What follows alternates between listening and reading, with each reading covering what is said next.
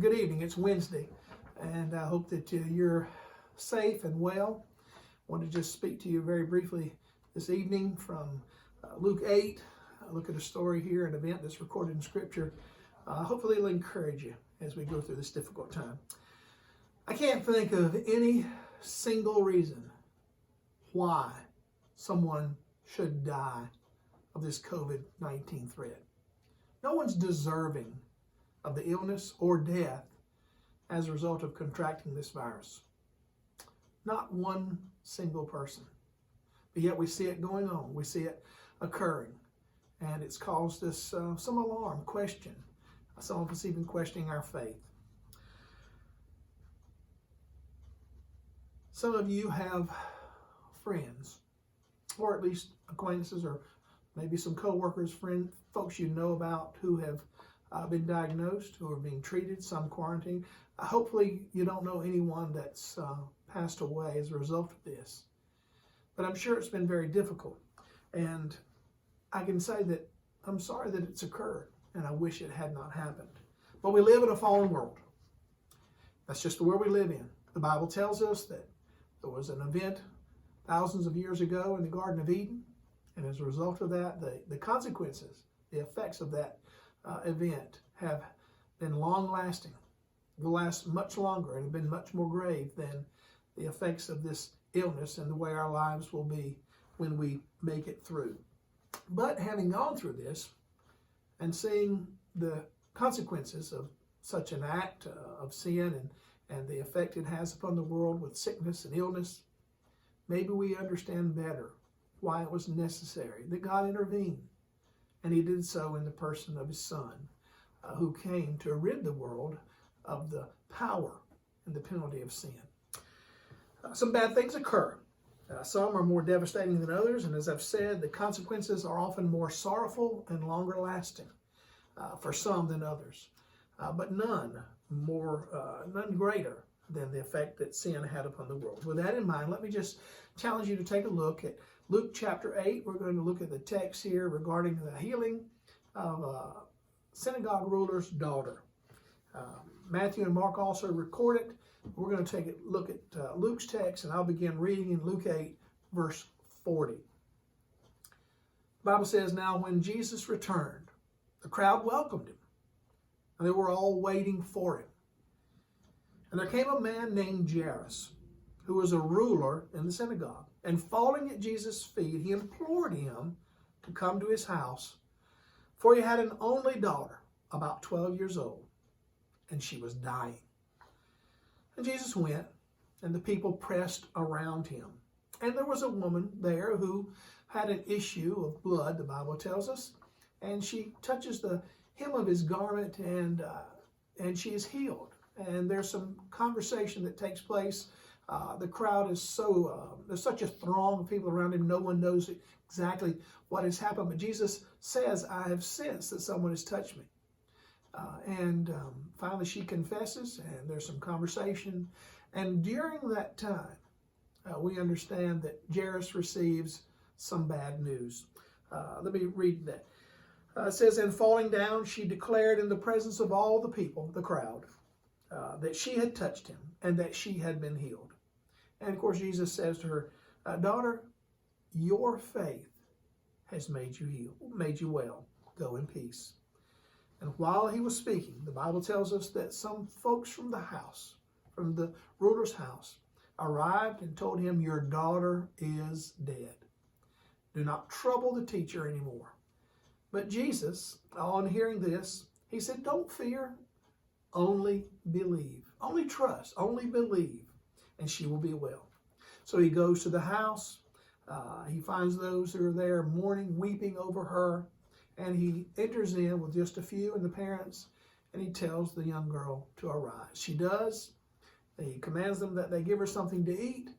And the Bible tells us in verse 56, "And her parents were amazed. But he charged them not to tell anyone." Two miraculous events take place in this text. The healing of Jairus' daughter, the synagogue ruler, and this woman who remains somewhat anonymous. She's unnamed.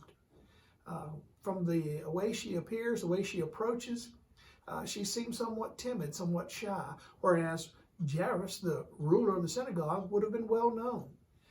He would have been someone who would have been in charge, responsible for the synagogue services. He would have been well known, prominent.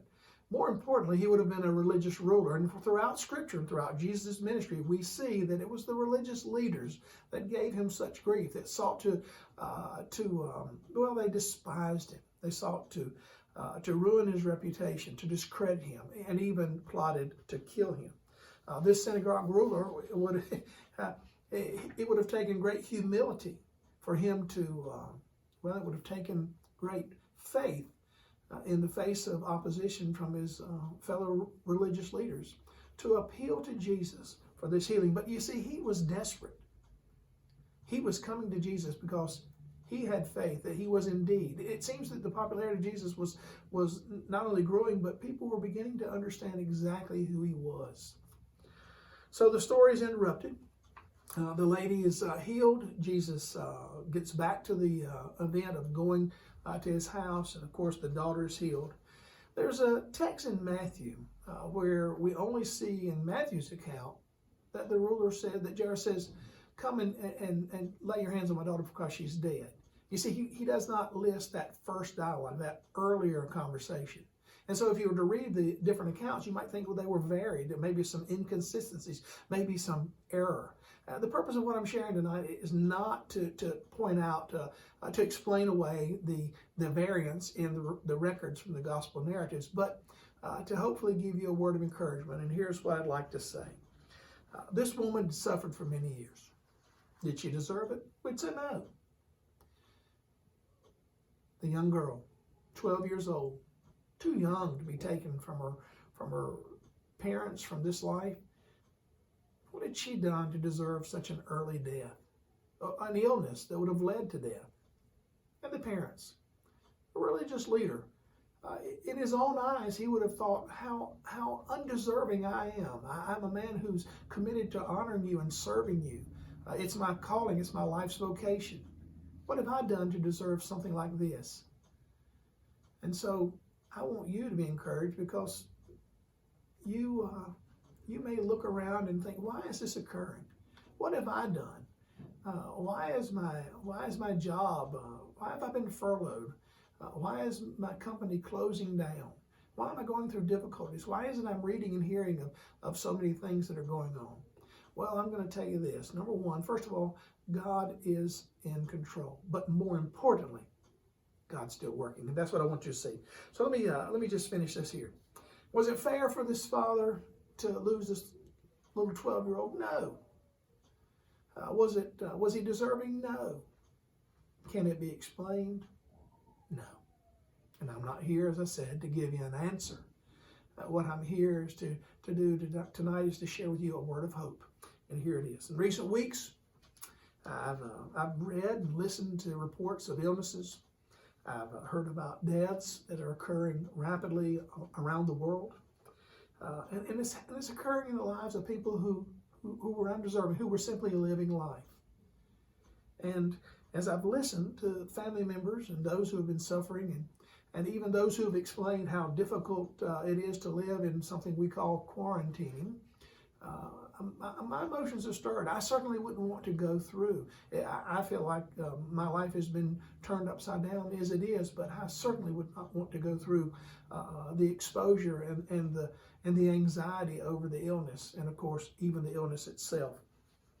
Well, as I said, I don't want to offer you an answer. I just want to tell you that there was an event that occurred several thousand years ago. And the event that occurred in the garden brought about disastrous results, lasting results. I don't know what our lives are going to be like when this illness, this threat passes. It may only give way to something else. But I know that our lives will forever be changed. And our lives were forever changed by sin. And for those of us who know Christ, we know that we've been forgiven. For those of us who have placed our faith in Him, we can receive that encouragement in difficult times. So what am I saying to you here tonight? Two things. First of all, we're going to get through this. but so are the unbelieving. We're all going to get through this. There will be loss. There has been loss. And there will be changes in our lives. There have been already.